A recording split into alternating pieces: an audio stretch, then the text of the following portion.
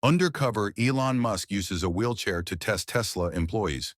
Where are you watching from? Let us know in the comments, and don't forget to like, share, and subscribe for more inspiring stories.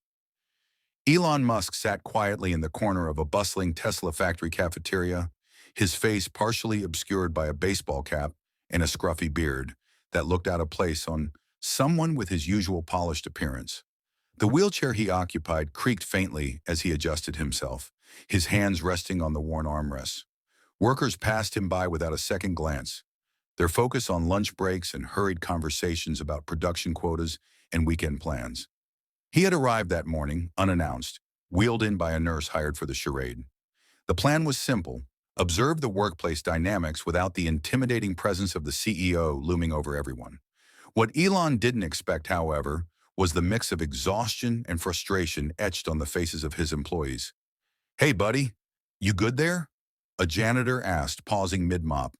His tone was kind but distracted, as though kindness had become a habit born of countless encounters with strangers in need. Elon nodded, mumbling a soft, "Thanks, I'm fine." The janitor smiled faintly and moved on, but not before Elon noticed the heavy limp in the man's walk. A passing supervisor barked orders at a group of workers nearby, his voice sharp and impatient. Elon's gaze followed the interaction, noting the workers' tense shoulders and half-hidden scowls. A young woman, perhaps in her mid-20s, approached his table with a cautious smile.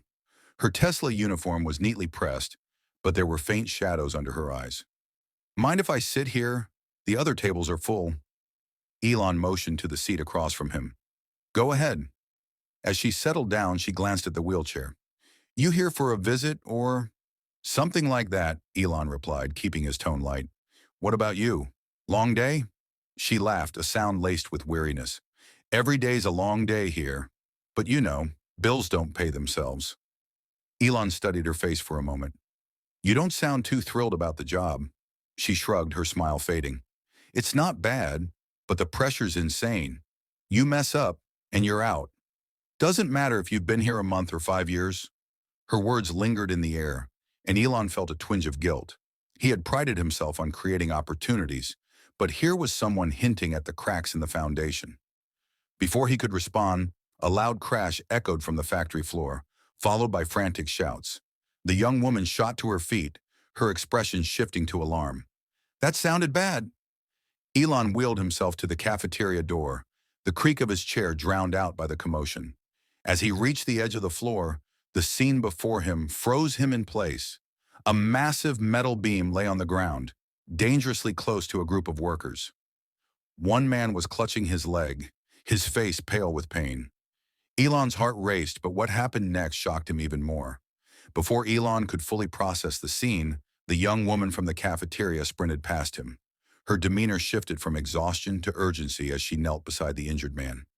"It's okay, I've got you," she said firmly, pulling off her jacket to cushion his head. Around them, chaos unfolded, workers shouting, some frozen in shock, while others scrambled to help. The injured man groaned, his words barely audible. "I told them! It wasn't secure!" The woman's face tightened, but she didn't respond. Instead, she yelled toward the growing crowd, "Someone call 911 and get a first aid kit now." Elon wheeled closer, his eyes darting between the injured man and the massive beam. His mind raced. That beam wasn't supposed to be anywhere near this section of the factory. Safety protocols should have prevented this. A supervisor approached the scene, his face flushed with panic. "What the hell happened here?" he barked, though it was clear he had no answers himself. The woman turned her sharp gaze on him.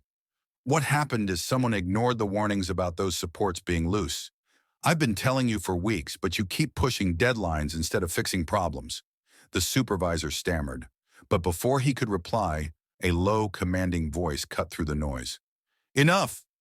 Everyone turned toward the wheelchair-bound man who had spoken, their eyes narrowing in confusion. Elon's disguise still held, but his tone carried authority that was impossible to miss. The supervisor frowned. "Who are you, and why are you even here?" Ignoring the question, Elon gestured toward the injured worker. "He needs medical attention now.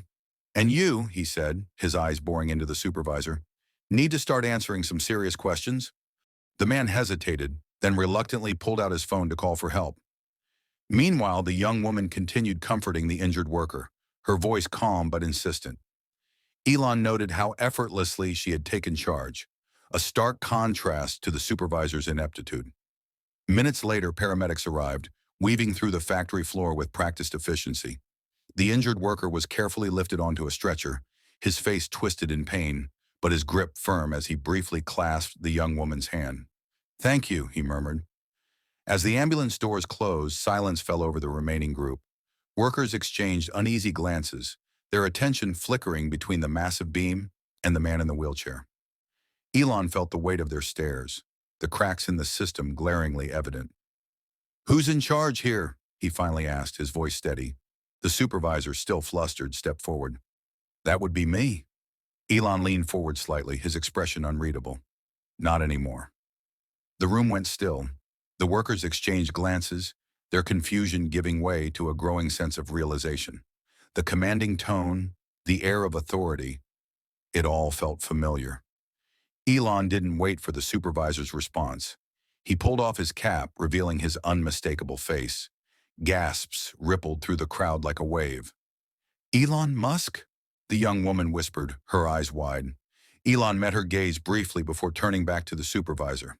"Step aside," he said coldly. "We'll talk later." The man looked as though he might argue, but the weight of the moment pinned him in place. Slowly, he nodded and backed away. Elon turned to the workers, his voice firm but calm. "I came here to see how things really run when no one's watching. And what I've seen today isn't just disappointing, it's dangerous. It ends now." The workers stood silently, their faces a mix of awe and uncertainty. The young woman finally broke the silence. "What happens next?" Elon's eyes softened as he looked at her.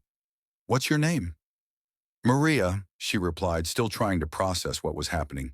"Well, Maria," Elon said, his tone carrying a hint of admiration, "people like you are the backbone of this company. You saw a problem and tried to fix it, even when no one listened. That's leadership, and that's exactly what we need." Turning to the crowd, Elon continued, "Starting today, we're overhauling everything. Safety, management, accountability, all of it. You'll have direct lines to report issues, and those issues will be addressed. No more cutting corners. No more excuses." The workers began murmuring among themselves, the tension giving way to cautious optimism. Maria looked at Elon, her expression unreadable. "Do you really think you can change all this?" Elon smiled faintly. "I've built rockets to Mars. Fixing this? It's not optional, it's necessary." Just then, an older man stepped forward from the group. His face was weathered, his hands calloused from years on the factory floor.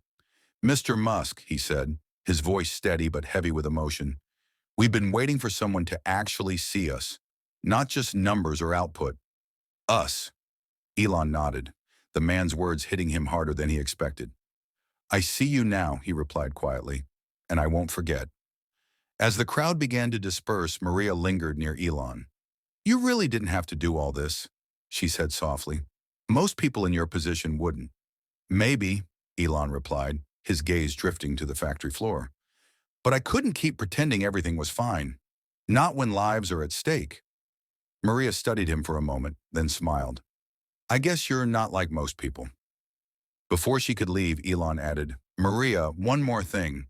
You've got good instincts and you care about this place. I want you to join the leadership team." Her eyes widened. "Me? But I'm just—" "You're exactly what we need," Elon interrupted. "Think about it." She nodded, her expression a mix of shock and determination. As she walked away, Elon wheeled himself toward the exit, his mind racing. The day hadn't gone as planned, but maybe that was a good thing. Sometimes it took breaking the facade to see the truth and to start building something better. Behind him, the workers exchanged hopeful looks, the seeds of change already taking root. Where are you watching from? Let us know in the comments. And don't forget to like, share, and subscribe for more inspiring stories.